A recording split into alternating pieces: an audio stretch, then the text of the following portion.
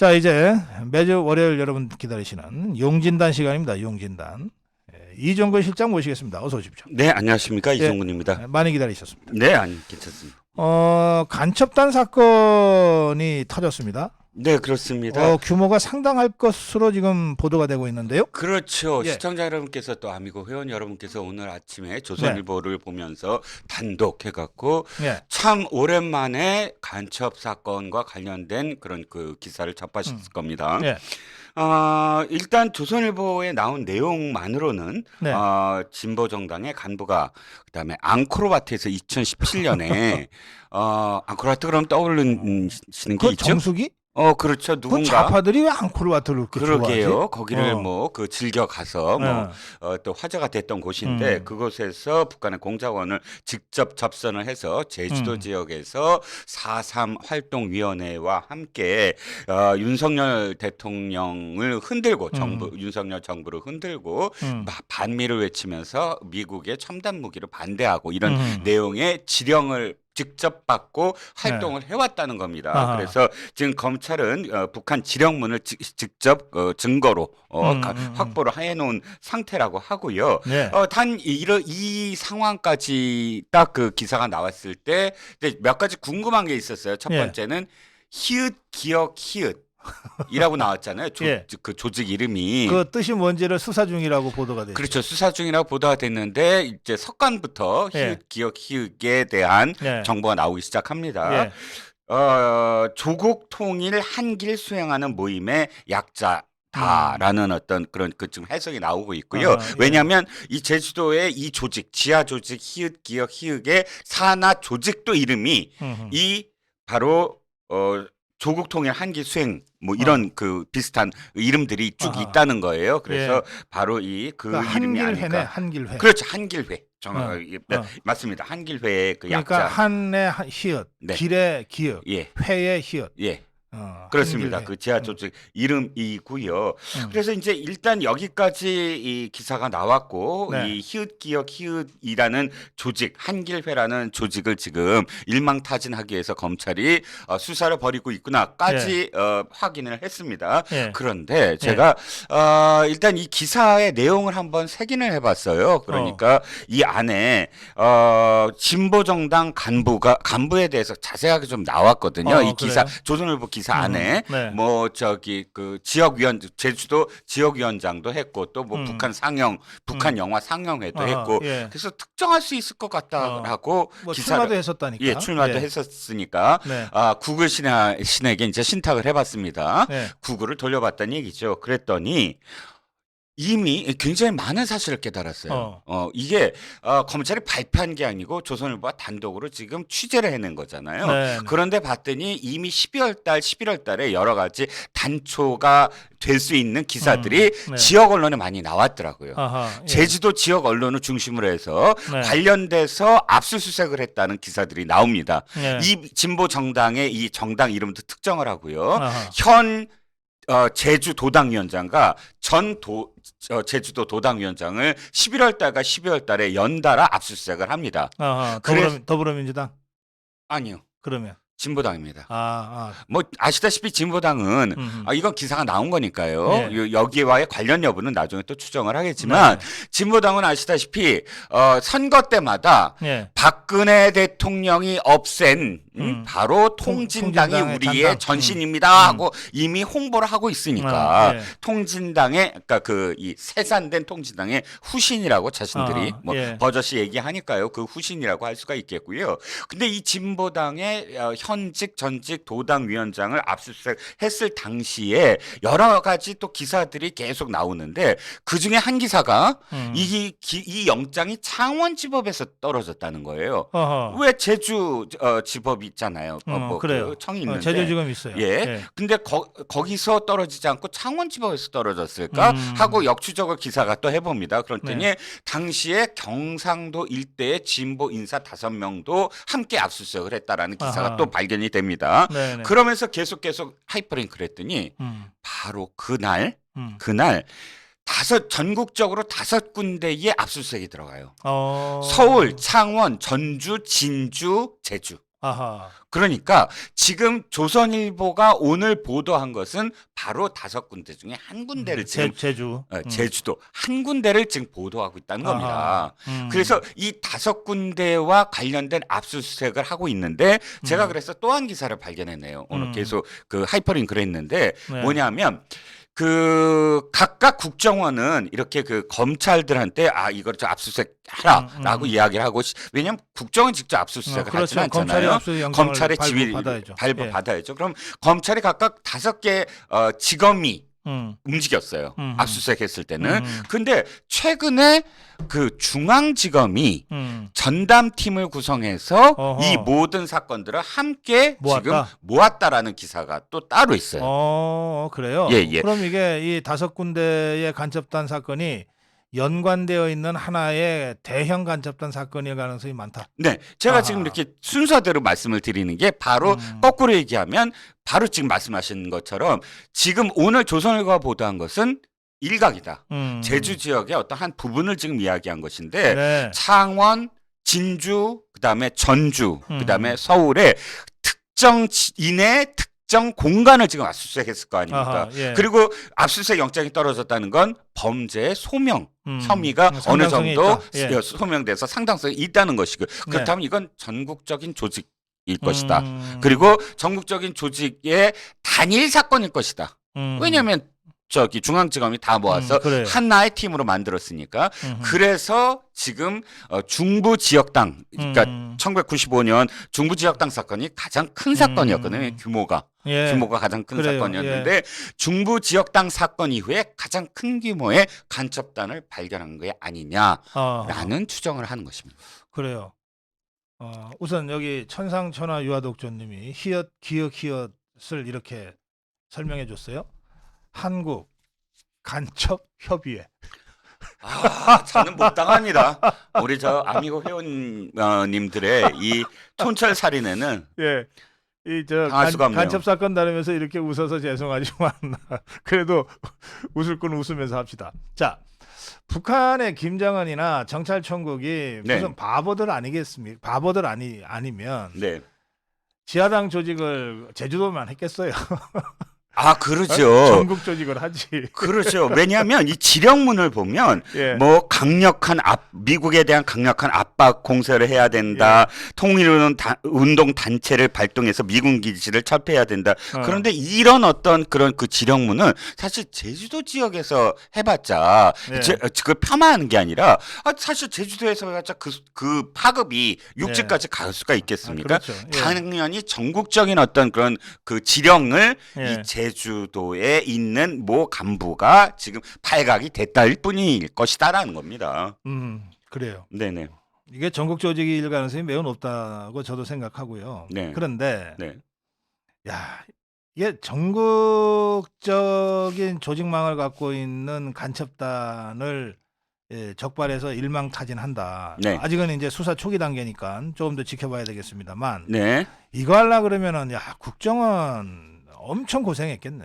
그렇죠. 지금 뭐 초기 단계는 아니고요. 네. 벌써 일부에서는 7년 전이나 5년 전부터 지금 수사를 했다라는 지금 이야기가 나오고 있거든요. 네. 아시다시피 간첩을 수사를 한다는 건 어떤 사람의 혐의가 포착이 됐을 때 당장 덥석하고 구속을 할까요? 절대 아니죠. 혐의가 있다면 그 사람의 어떤 행적이라든지 또는 이 상황들이라든지 그런 것들을 계속 그 예의주시하는 데만 1, 2년 걸릴 수도 있어요. 아무리 혐의가 뚜렷하더라도 그 어떤 조직을 일망타진해야 된다거나 또는 여기 와서 어떠한 인물을 지금 갖고 있는지를 정확하게 파악하지 않고 간첩이라는 어떤 혐의 또는 이 증거만 갖고 덥석 이렇게 구속을 한다? 그러면 사실 아무것도 결과물이 크지 않을 수 있잖아요. 아니 간첩 수사는요 도둑놈 잡는 것하고 달라요. 그렇죠. 완전히 차원이 다릅니다. 차원이 다르죠. 드러난 간첩 하나가 중요한 게 아니고 그렇습니다. 그 간첩 아래에 있는 사실은 수사하기 전까지는 그 전모를 파악하기 어려운 그렇죠. 거대한 조직을 잡아내야 되는 수사거든요. 그렇습니다. 그러니까 이거 간첩이다라고 뭐 간첩이 실수할 수도 있고 하니까 네네. 이게 포착이 되잖아요. 네네. 그러면 그때부터 감시에 들어가서 네. 보통 5년, 10년 때로는 20년간 추적하는 사건도 있어요. 네, 그렇습니다. 네. 그러니까 지금 이 국정원의 그런 네. 전문가들이 늘 하는 말이 예. 제대로 간첩 사건을 수사할 수 있는 전문 인력을 기르는데 20년 걸린다. 그러니까요. 라고 이야기를 합니다. 그리고 왜냐하면 그 예, 예. 사건을 한 국정원의 그 수사요원이 맡잖아요. 네네. 그러면 이 사람은 그 사건 끝날 때까지는 그 사건을 맡겨 나오는 게 정석이에요. 네, 이 중간에 수사팀 바꾸는 경우는 없어요. 그렇습니다. 그러니까 5년, 10년간 한 사건만 파고드는 수사요원들이 생길 수밖에 없죠. 그렇습니다. 네. 그러니까 또 하나는 가장 중요한 게 휴민트라고 보통 이야기하는 사람들의 정보원들. 네. 이 정보원은 북한 내에도 있고 또 네. 해외에도 있고 예. 이런 여러 가지 정보원들한테 크로스로 체크를 한다는 거예요. 어떤 정보가 입수됐을 때 또는 네. 간첩을 그러니까 인신을 구속했을 때 간첩이 얘기하는 진술이 진실인가 아닌가를 예. 놓고 크로스 체크, 해외에 있는 정보원들 또는 북한 내에 있는 정보원들, 휴민트들을 전부 네. 다 크로스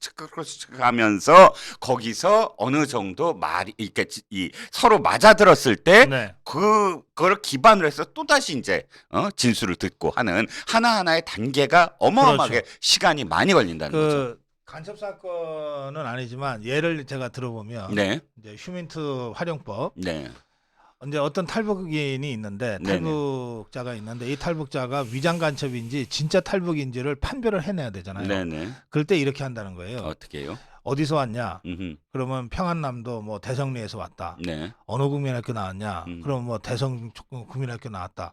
그러면 네. 이 탈북민 중에 대성국민학교 나온 사람이 있을 거 아니에요. 그렇죠. 그 사람한테 대성국민학교에 대해서 다 듣고 난 다음에 물어본다는 거예요. 네. 대성국민학교 그 정문 옆에 큰 나무가 무슨 나무냐 이렇게 물어본다는 거예요. 예, 구체적인 특정. 만약 그 나무가 없었더라도 나무가 있는 것처럼 그렇죠, 물어볼 수도 그렇죠. 있고요. 예. 그러니까 진짜 대성리의 대성국민학교를 다닌 탈북자라면 막힐 이유가 없는 아주 상식적인 네네. 질문이지만 네네. 그거를 가짜로 만든 사람은 도저히 답변할 수 없는 네. 이렇게 해서 크로스 체킹 들어간다는 거거든요. 네네. 그래서 뭔가 한두 가지에서 버벅거리거나 그러면 네. 다시 다른 차원의 크로스 체킹이 들어가서 살펴내야 되는 거예요. 네. 그러니까 한 사람의 탈북자를 위장 귀순한 간첩인지 탈북자인지 가려내기 위해서도 그런 수많은 과정이 필요한 겁니다. 그렇죠. 그래서 합동신문이 2주도 걸리고 한 달도 걸리고 하는 거거든요. 네. 근데 이거는 대놓고 아예 간첩하겠다고 교육받고 와서 간첩질 하는 자들이잖아요. 네네. 이 자들에 대한 수사인데 네. 불러다 놓고 물어볼 수도 없잖아요. 아, 그렇죠. 당연히. 그러니까 네. 이거를 저 간첩들이 눈치채지 못하게 하면서 모든 수단을 동원해서 크로스 체킹을 하면서 이걸 좁혀가야 되는 거니까 네. 수사의 기간이나 또는 수사에 투입되는 인력이나 또는 당연히 거기에 따르는 수사비 이것들이 상당한 정도로 투입되지 않으면 간첩 수사는 못한다는 겁니다. 그렇습니다. 뭐 수사 말씀도 그렇지만 사실 정말 이 겁이 상실된 자들이었다라고 지금 그 얘기가 돼요. 네네. 왜냐하면 지금 5년 3개월 동안 북한 지령문을 계속 받아왔는데 예. 이 지금 히읗만 네네. 말씀을 드릴 때 네. 최근에 덮쳤다는 거예요. 어쨌든 압수수색을 예. 했는데 아마도 아까 말씀드린 그것과 연관이 돼 있을 거예요. 12월 19일과 11월 19일 두 번에 걸쳐서 네. 지금 압수수색을 했다는 것과 저는 시기적으로 좀 일치하거든요. 오늘 아침 네. 조선일보 압수수색 얘기가. 네. 근데 압수수색을 들어갔는데 거기서 발견된 건 네. 아주 극히 최근까지의 지령문도 나왔다는 거예요. 즉 아주 극히 최근까지도 계속 이 북한과 그러니까 압수수색 영장 발부 5일 전에 지령받은 것까지 확보가 됐죠. 네네 5일 전에 지령받은 것까지 확보가 돼 있고요. 예. 또 뭐 얘기를 들어보면은 뭐 클라우드를 이용했다든지 뭐 이런데 사실상 제가 지금 전체적으로 느껴지는 건 뭐냐면 네. 국정원이 거의 파악을 하고 수년 동안을 지금 맹추적을 해왔다라는 네. 그런 지금 그 정황이 많이 드러나 있는 겁니다. 그래요. 제가 이제 이 간첩단 사건은 네. 이미 이제 검찰로 넘어갔습니다. 서울중앙지검이 그 합동수사단을 따로 꾸릴 정도로 이 사건을 심각하고 중대한 간첩 사건으로 지금 보고 있으니까 그리고 이 정도가 보도가 될 정도면 이미 이 도망간 간첩들은 거의 이미 도망갔을 거고 네. 그렇지 못한 간첩들은 이미 다 신원 파악이 되거나 신병이 확보가 돼 있을 겁니다. 네네. 자, 그래서 이 사건 관련해서는 이제 서울중앙지검의 그 수사 결과를 좀 기다리고 지켜보면 될 것 같은데 한 가지 사실 이 사건에서 이 간첩 사건 수사가 갖는 어려움을 제가 쭉 말씀드렸잖아요. 네네. 이게 사실 걱정되는 게 이제 올해 말까지밖에 안 되잖아요. 그렇습니다. 예, 제가 오늘 네, 이 조선일보의 기사를 보고 드는 딱 생각이 네, 마지막 간첩단 뉴스일지도 모르겠다라는 음, 겁니다. 네, 왜?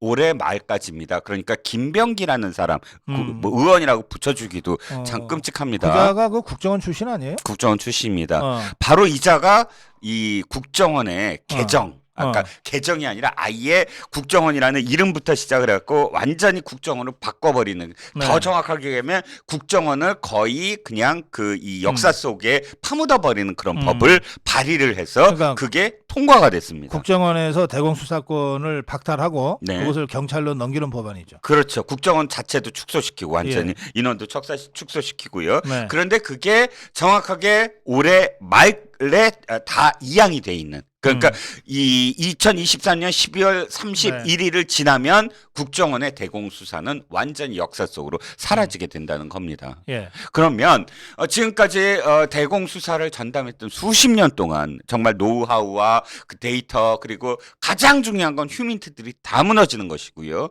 또 수사 전담 인력 그 수사 전담 인력도 다 해산이 된다는 겁니다. 네. 역으로 그렇다면 경찰이 그럼 지금까지 그 전문적인 수사 인력을 보충을 했느냐? 지금 현재 시점까지도 그러니까 경찰은 그때 그렇게 얘기했어요. 대공 수사를 담당할 정말 여력이 있느냐, 그리고 네. 능력이 되느냐. 그랬더니 아이고 전문 인력을 다 보강할 겁니다라고 큰 소리를 뻥뻥 쳤거든요.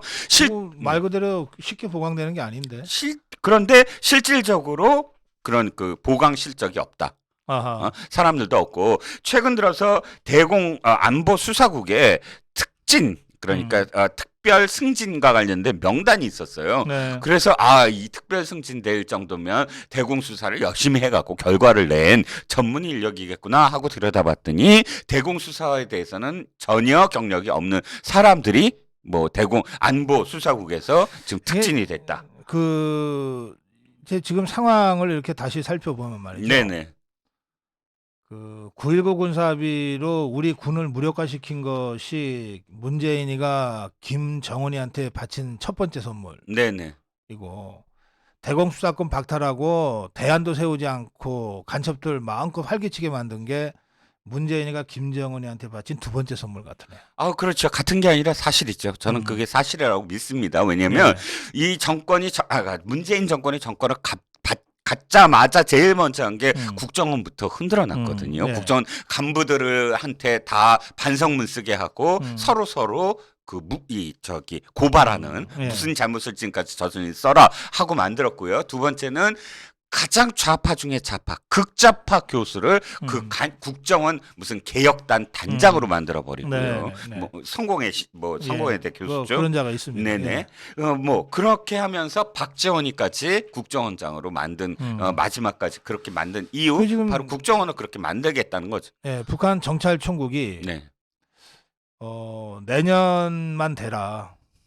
그렇죠. 이제 간첩자는 기관이 없어지니까 네. 이제 간첩 마음 놓고 내려보내겠다. 뭐 그러고 지금 계획을 열심히 짜고 준비하고 있을 것 같으네요. 그런데 이제 저 같으면 사실 네. 국정원이 손을 놨을 것도 같았어요. 제 아하, 마음에는 왜 이제 곧 사라지고 이제 곧 자기네들의 어떤 노하우가 다 사라지는데 내가 지금 몇 년 뭐 요 한 1, 2년 무슨 일을 한다고 해서 나한테 빛이 돌아올 거냐? 어차피 없어질 부서인데 하지만 오늘 저 기사는 사실 눈물겨운 기사라고 저는 생각을 하거든요. 5년 동안 문재인 정권 5년 동안 국정원은 아직도 살아 있었다는 겁니다. 그렇게 망가뜨리고 그렇게 탄압을 하고 그렇게 속박을 하고 그렇게 해산하려고 온갖 그런 공작을 다 폈는데도 불구하고 지난 문재인 정권 5년 동안 끽소리 안 하고 수사를 해낸 거거든요. 그렇죠. 눈물겨운 수사라고 할 수 있죠. 네. 근데 지난번에 왜 충청북도 네네. 간첩단이 있었잖아요. 그렇습니다. 그때 그 사건이 박지원이가 국정원장일 때 이제 그 공개가 됐어요. 그래서 다들 의아해했는데 네. 제가 그 국정원에서 일했던 분들의 얘기를 들어보니까 네. 이미 사건이 너무 분명해서 아, 그렇죠. 국정원 박지원이가 그것까지 뭉개면은 박지원이가 감옥 갈 수도 있는 상황까지 국정원 요원들이 고생을 하면서 그걸 만들어냈다는 거예요. 그렇습니다. 그래서 박지원이도 지 안 죽으려고 그거 공개를 했다는 거예요. 그렇습니다. 예. 그러니까 지금 언론 댓글에 이렇게 나오는 거예요. 예. 어떤 사람이 이렇게 댓글했어요. 아니 간첩 잡은 걸 찾아봐라. 이명박 박근혜 대통령 때 간첩 잡은 숫자와 문재인 때 발표된 숫자라. 문재인도 이렇게 했다. 중부 그 간첩단도 보여주고, 충북 간첩단. 충북 간첩단도 보여주고요. 그래서 하는 말이 이거예요. 간첩은요 도둑 잡는 게 아니라고요. 당장 도둑 뛰어간 거 잡아갖고 도둑 잡았습니다 하고 발표하는 게 아니라 수년 동안을 정말 수사에 감시에 뭔가 그런 정보를 크로스 체크해가면서 그것을 다 일망타진하는 그런 그 작업을 했기 때문에 예, 그 정부에서 잡은 게 아니었다라는 거죠. 알겠습니다. 네. 예. YH 김님이 실바미거에 오셨습니다. 환영합니다. 송영자님이 실바미거에 오셨고요. 그 전에 골드아미거에 오신 분이 한 분 계셨는데 제가 미처 소개를 해드리지 못했습니다. 죄송합니다. 그리고 감사합니다.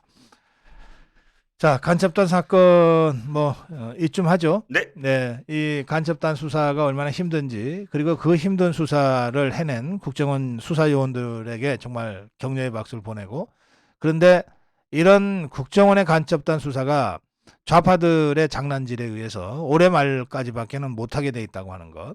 내년부터는 이 간첩단이 완전히 이 구멍 숭숭 뚫린 우리의 이 안보 허점을 파고들 가능성이 매우 높다는 것. 네. 그래서 저는 사실 내년 총선에서 우리가 이기면 네. 이 국정원의 대공 수사권 이거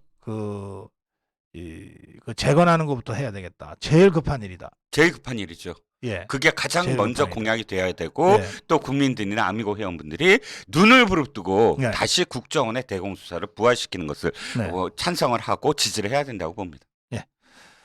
자, 이재명이가 내일 검찰에 나가는데요. 네네. 성남지청입니다. 그렇습니다. 예, 성남 FC 그 특혜 의혹과 관련된 그 조사기 때문에 성남지청으로 가는데요. 네. 혼자 갈까요? 때로 몰려갈까요? 아니 근데 이자가 정말 웃기는 게요. 도대체 말에 일관성이 없다는 거야. 말에 일관성이 상당히 간대매요. 그리고 또 몇 개월 전에는 이렇게 얘기했어요. 실제로 이렇게 얘기했어요. 당은 민생만 챙겨라. 내가 알아서 하겠다. 이런 표현도 썼었어요. 그 당당히 임하겠다. 근데 당당히 때로 임하겠다? 이게 앞뒤가 안 맞지 않습니까? 그저께 얼마나 급했는지 유튜브 라이브 방송에 나와갖고 진해 그 좌파 라이브 방송에 나와갖고 네. 당은 단일 대우로 가야 합니다. 이 얘기는 뭐냐면 내 뒤에 다 서야 돼. 누구 병풍으로 서야 돼. 이 소리잖아요. 아예 네. 큰 소리로 그렇게 얘기하더니 그 다음날 당 지도부와 당 국회의원들을 다 대동하고 가는 것으로 지금 결정을 했다는 겁니다. 저는 영화이죠. 예. 영화 범죄와의 전쟁 언제 보셨어요? 아, 그래요? 예, 하정우 그다음에 최민식부터 시작해갖고 온갖 조폭들의 한 30여 명이 때로 포스터를 보면 때로 이렇게 딱 당당하게 거리를 막 활보하는 그래서 이 범죄와의 전쟁의 부제가 나쁜 놈들의 전성시대거든요. 내일 이 장면을 완전히 찍을 것이다. 그래요? 예. 오늘 밤이라도 이게 여론이 너무 안 좋으니까 야 혼자 가는 게 좀 낫겠다 이러고 바꿀 가능성 없을까요? 아니 그게 아니고 오늘 밤에 온갖 의원들이 내일 어떻게 할까 하고 지금 고민 중일 거예요. 그 뒤에 왜냐하면 이건 영구히 박제가 되는 거거든요. 그 뒤에 쫙 서갖고 온갖 짤로 다 생성이 될 겁니다. 다 왜 이렇게 멀리 있는 게 아니라 다 뒤에 서야 되잖아요. 그러면 아주 역사의 기록이 길이길이 남을 텐데 이자들이 그걸 지금 오늘 밤 내내 고민하지 않을까요? 그래요. 네. 글쎄, 저는 그래도 아무리 양아치래도 가오가 있는데 이렇게 쪽팔리게 상황이 전개되니까 오늘 밤에라도 야 나 혼자 갈게 라고 할 가능성도 배제할 수 없다 그런 생각이 드네요. 네, 박사님 말씀처럼 사실 겁먹었다라는 표현이거든요. 그게 때로 몰려다니는 건 그렇지. 겁을 먹는 거예요. 예. 그러니까 나 겁먹었어요 하고 가는 그러니까 이미 기가 꺾여서 검찰에 들어가겠다라는 거나 마찬가지거든요. 네. 알겠어요. 하여튼 뭐 내일 좀 보죠 뭐. 그런데 사실 우리 자유파 이 국민들도 뭐 저기 뭐 개딸이니 양아니 뭐 또는 그 이재명 똘마니들 국회의원들이 쫙 온다 그러니까 네. 우리도 나가서 뭐 좀 하자 이런 의견들을 갖고 계신 분들이 많은데 네. 제가 오늘 아침에도 그렇고 저녁에도 그렇고 말씀드립니다. 아니 이재명과 양아치들은 그냥 검찰에 맡겨두면 된다. 네. 이거 괜히 좌우가 무슨 격돌하는 거죠. 아, 그렇죠. 예? 맞습니다. 예, 이래갖고서 정치 현안으로 만들어주면 안 된다. 그렇습니다. 예, 자범 때려잡는 검찰 이렇게 가야지. 예, 그렇습니다. 예. 그리고 거기 괜히 흥분하셔갖고 뭐가 날아간다거나 예. 욕설을 괜히 거기 섞는다거나 네. 그런 장면을 연출하시지 않아도 예. 그들 스스로 무너질 겁니다. 어허. 그들 스스로 뭔가 그런 이 퍼포먼스가 다 있을 텐데 예. 그 장면을 즐기시면 됩니다. 우리가 괜히 거기에 보탤 필요가 하나도 없습니다. 예. 그래서 우리 자유파 국민들은 그런 저 자범들 검찰 출두하는 것까지 일일이 나가서 뭐 하실 거 없다. 그냥 개 무시하자. 지그들끼리 그러다가 검찰한테 뭐 어떻게 되겠죠? 자, 한겨레 얘기 잠깐 하겠습니다. 어떻게 보세요? 자, 제가 사실 언론 출신이잖아요. 예. 지금 완전 한겨레는 정말 창사 이래 최대 위기입니다. 그래요? 왜냐하면 이거예요. 한겨레가 뭐 솔직히 좀 창피한 말씀을 드릴게요. 네. 한겨레가 없앤 게 하나 있어요. 실제로 촌집문화를 촌집. 촌집문화를 없앴습니다. 그게 제가 입사했을 때가 이제 네. 89년, 90년 고 무렵인데 예. 그 이전 선배들까지도 있었어요. 출입처에서 봉투 나눠주는 거. 근데 한겨레가 이제 들어오면서부터 눈치가 보이기 시작하고 그러면서 촌지가 없어졌어요. 일단 한겨레가 처음부터 강령을 그렇게 자기네 강령을 세웠고요. 그러니까 예. 그 각 출입처의 기자들이 하나가 딸랑 있는 게 아니잖아요. 그렇죠. 다른 언론사의 기자들하고 함께 있잖아. 네네. 그러면 이제 그 부처에서 뭔가 기자들한테 뭐 봉투 나눠줄 때는 머릿수에 맞춰서 줄 거 아니에요. 그렇습니다. 그런데 이제 한겨레는 직업 회사 뭐 무슨 지침인지 뭔지 내세워 갖고 지는 안 받는 거 아니에요. 네네. 그러니까 다른 기자들이 이게 쪽팔려서라도 이게 받기가 어려워지는 거죠. 그렇죠. 예. 솔직히 또 창피한 말씀입니다만 그거를 쉬쉬하면서가 아니라 아이의 간사 그러니까 간사가 출입처의 간사가 통으로 받아갖고 통으로 그냥 다 나눠주는 형국인데 그 중에서 한겨레는 그때 어떤 출입처에서도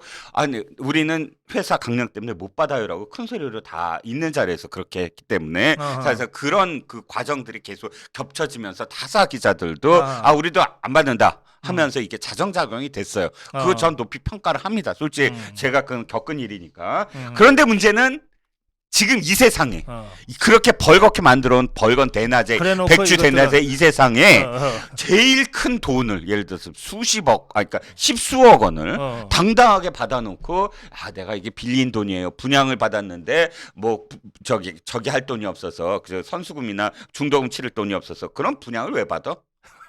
아니 돈이 없는 사람이 왜 분양을 받아요? 그래놓고 뭐 동료 기자한테 뭐 손을 벌린 것을 마치 당연하다는 듯이 얘기하는 이런 뻔뻔한. 중요한 건 뭐냐면요, 박사님 기사 제목이 애매해요. 뭐냐면 기자들이 돈 받았다, 간부가 돈 받았다 이렇게 표현되는데 그거 아니에요. 사회부장이 돈 받은 거예요. 이게 굉장히 달라요. 제목이 잘못된 거예요. 편집 부국장 아니고? 아니 부국장이란 건 직위예요. 직위와 직책은 다르죠. 그러니까 부국장은 이렇게 뭐 승진되다 보면 국장 밑에 그냥 이 사람이 무슨 일에 대한 얘기가 아니고 그냥 부국장인데 사회부장이군요, 실제로. 실제로 돈 받았을 당시에 이자들이 다 사회부장들이었어요. 아이고. 아시잖아요. 사회부장은 뭐냐면 경찰 출입기자 경찰을 움직이고 예. 법조계 검찰 거기서 기사 나온 거 사회부장이 야 이거 기사거리 안 돼 그러면 안 돼요. 그렇지. 뭐 물론 기자들이 고참 기자들이 치받을 수도 있지만 그럼에도 불구하고 가장 큰 게이트가 부장이거든요. 왜냐하면 국장도 부장들이 갖고 온 정보들 갖고 이거 일면 톱하자 말자 이렇게 하지 편집국장이 모든 기사들을 전부 다 아는 건 아니잖아요. 아하. 뭐가 빠진지. 그래요, 그럼 사회부장이 야 대장동 기사 저희 좀 줄이죠. 이렇게 하면 음. 줄여지는 거예요. 음. 그러니까 지금 이 기사의 핵심들은 뭐냐면 한국일보 사회부장, 한겨레 사회부장들이 돈 받았다는 거예요. 허허 이것들 참. 그렇죠. 그러니까 고양이한테 생선 가게. 그러니까 한겨레 신문의 대표와 편집국장이 사퇴하면서 하는 말이 이 말이에요. 그 본인은 뭐 빌렸다고 하지만 기사에 직접적인 영향을 줄 수 있는 직위와 직책에 있는 자가 그런 거에 휘말렸으므로 대표직과 편집국장직에서 사퇴한다 이렇게 되는 거예요. 그거 자인한 거예요 사회부장이라는. 근데 이 사퇴하려면 직위가. 당장 내일부터 회사를 안 나가야지. 그럼 뭘 다음 저 뭐 대표이사 선거가 뽑을 어쩌고 때까지. 저쩌고. 아이 뭐 찌질하게 뭐야 도대체. 한 게 지금 김의겸을 네? 배출한 신문이 오죽하겠습니까? 김의겸이 헛소리를 하면 바로 한겨레 신문에서 성명을 발표해야죠. 저자는 우리 뭐 오비 명단에서 다 삭제다. 우리 한겨레 신문 나오지 않은 걸로 하겠다. 이 정도는 돼야 기계가 있는 거지. 그 저 기자들이 맨날 저 돈 받으면서 저 접대 골프도 쳤다 그러네. 이거는 또 달라요. 지금 어. 자, 정확하게 구분할게요. 예. 사회부장들은 그렇게 몇 억을 받았어요. 어허. 근데 이거는 지금 사회부 법조 기자들이 돈을 받은 거예요. 실제로 기자, 그러니까 그 사회부장 밑에 부하기 그렇죠. 밑에 사회부장들한테만 이렇게 입을 막아도 또 얘 김만배가 워낙에 일간 스포츠부터 이제 기자를 한 친구라 기자들이 또 치받으면 어떻게? 밑에서 밑에서 치받으면 치받으면 어떻게 하니까 그것도 관리하려고 접대 골프 어떻게 하든지 제가 좀 말씀을 드리면 일부러 내기를 해요. 뭐 홀당 얼마, 뭐 전체 경기당 얼마 해갖고 일부러 져주는 거야. 아주 기능적으로 져줘. 그래갖고 그 내기에서 다 지는 거야 그냥. 다 물론 그린피는 다 저기 내고 김만배가 내고 다 져주면서 게임에 이겼으니까 내가 받는 돈이야. 뇌물이 아닌 것처럼 하면서 뇌물인 거 뻔히 알지 또 기자들도.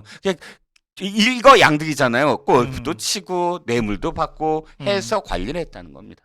현직 기자들 그러니까 그 법조 출입 기자들도 이렇게까지도 이렇게 관리를 했다는 거예요. 그 이 기자들 신원은 공개가 됐어요. 지금 사회부장들은 되게 공개가 됐는데. 아직 공개가 되지 않았습니다. 아이 그러면 왜 가만히들 있어?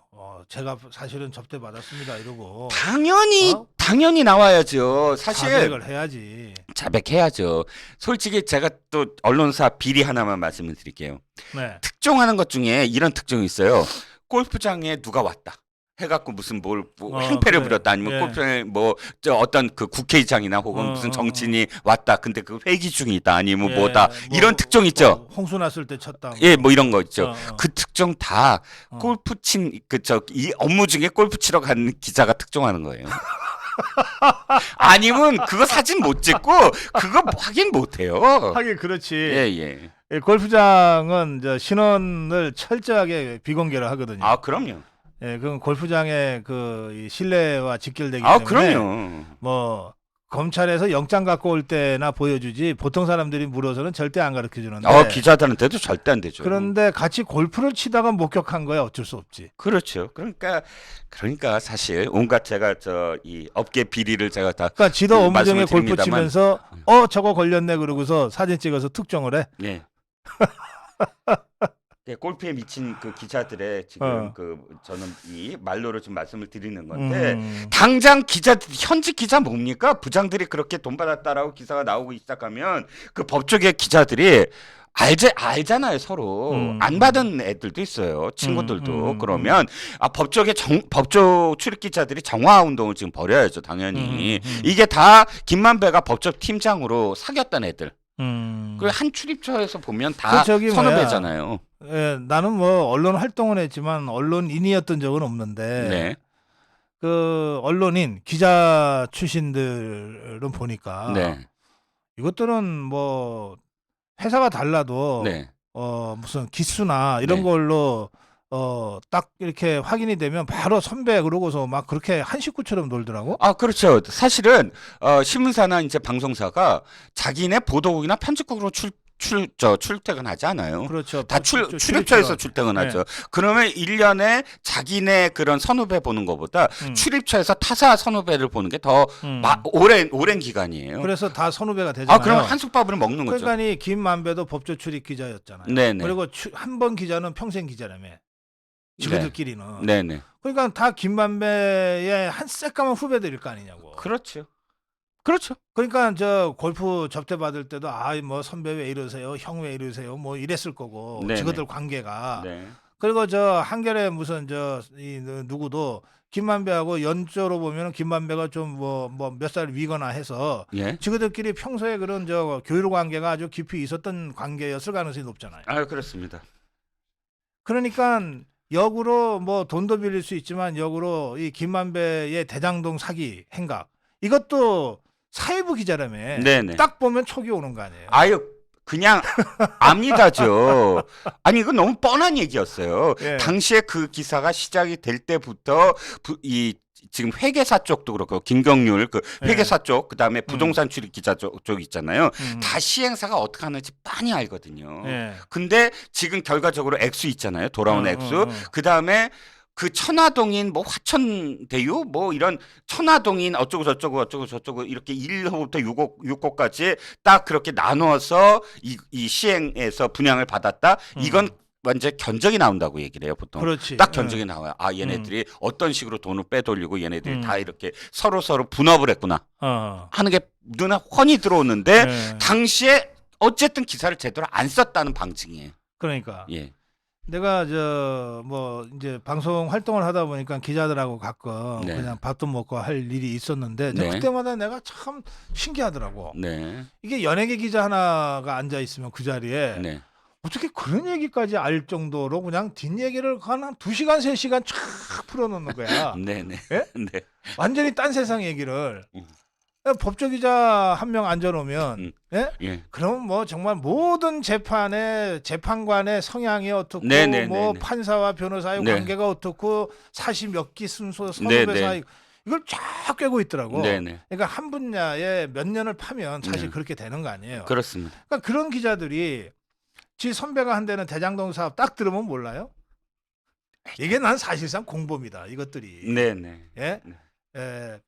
그 식탁에서 떨어진 빵 부스러기나 주워 먹었을 것 같아서 뭐 그렇게 무슨 중형을 해야 되는 건 아니지만 그러나 언론이라고 하는 사회적 공개가 오염된 거 아닙니까? 그렇죠. 이게 지금 법적으로 몇 년형이다 아니면 뭐 벌금형이다 이걸 얘기하는 것이 아니라 앞으로 이 기사를 어떻게 믿습니까? 이자들이 쓰는 기사를 어떻게 믿냐고요. 이자들이 돈 받은데 제대로 그런 어떤 제어도 못하고 그런 어떤 정화도 못하는 신문사나 혹은 그런 그 방송사의 기사를 어떻게 믿습니까?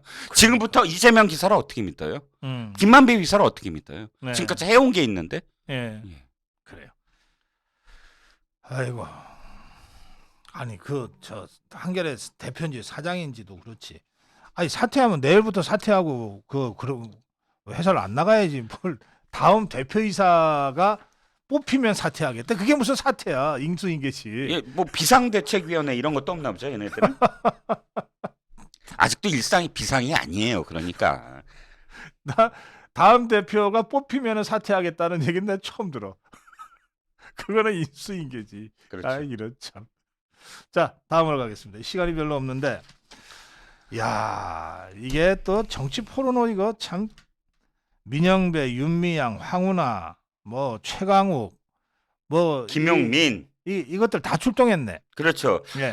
아니 그러니까 이 기대를 저버리지 않는군요. 이자들은 단 한순간이라도 민영배, 윤미향, 황운하, 최강욱, 김용민 이자들 12명이 모여서 바로 오늘 오후부터 의원회관 2층 로비에서 지난번 박근혜 대통령의 나체 그림 같은 그런 퍼포먼스를 또다시 하려고 했습니다. 그런데 그때는 그림 딱 하나였거든요.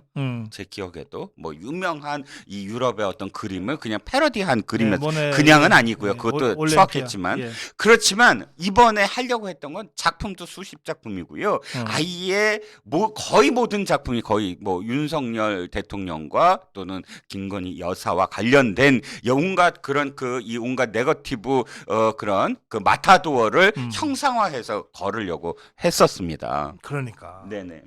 참 흉측한 자들이에요. 네. 그걸 어쨌든 국회 사무처에서 제지를 해서 네네. 전시는 불발됐죠. 불발됐습니다. 네. 이광재 국회 사무처장이 사무총장이 철거해라. 그걸 자진 없애라. 그리고 이제 나머지 그림을 올려라라고 요구를 했는데 그냥 민영배가 주도를 했더만요. 그래서 그냥 그것을 시설을 하니까 아예 강제로 지금 철거를 했습니다. 이거 참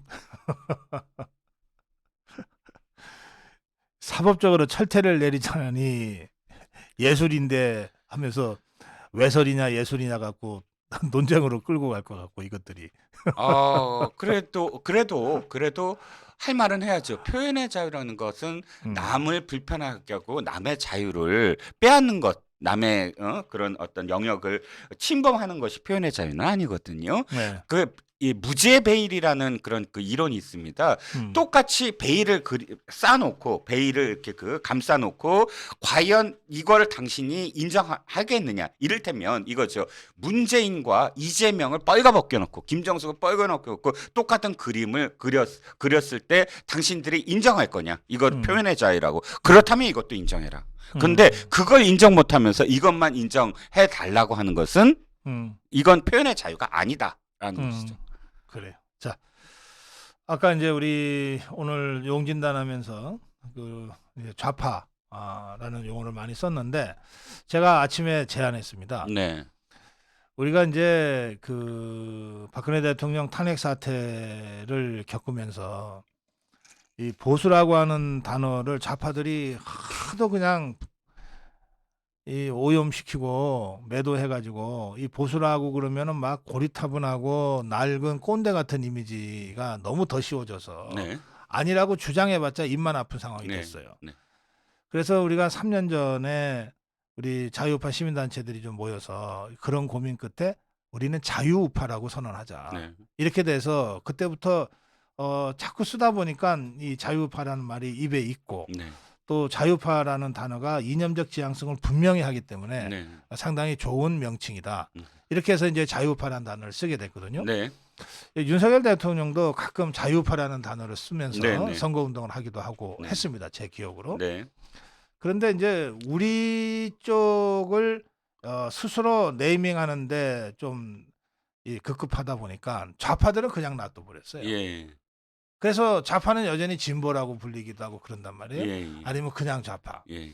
그래서 제가 이번 주말에 어느 아미고 회원의 문제 제기를 받고 고민한 끝에 앞으로는 좌파를 종북 좌파라고 부르자. 네. 이것들도 분명하게 성격 규정을 하자. 네. 대한민국의 좌파가 저게 서구 사회에 있는 좌파들하고 완전히 다르잖아요. 그렇죠. 레프트하고는 완전히 다르죠. 돌연변이 별종들이잖아요. 그렇습니다. 그리고 예. 이 자들 대한민국 좌파들의 본질은 종북에 있거든요. 네. 그래서 이 자들의 성격을 분명히 규정짓자. 음. 그래서 우리는 자유우파, 저것들은 종북좌파다. 네. 이렇게 부르면 어떠냐? 그렇게 제안했습니다. 좋죠. 아니 네. 저는 굉장히 타당성 있다고 봅니다. 그 중에 정말 나는 진짜 종북은 아니야 좌파인데 하면 논쟁을 벌일 그럼 수가 우리가 있죠. 인정해 줄 수 그렇죠. 있어요. 예. 그런데 그것을 왜 거짓말하는 자들 있잖아요. 왜 이게 색깔론이다 운운하면서 회피하는 예. 자들 이 예. 자들은 분명히 종북 좌파입니다. 그러니까. 예. 예. 우리 자유파와 종북 좌파와의 마지막 이념 전쟁이 계속되고 있습니다. 여러분 조금 더 힘냅시다. 자, 오늘 이정근 실장과 함께 한 용진단이었습니다. 수고하셨습니다. 네, 감사합니다. 고맙습니다.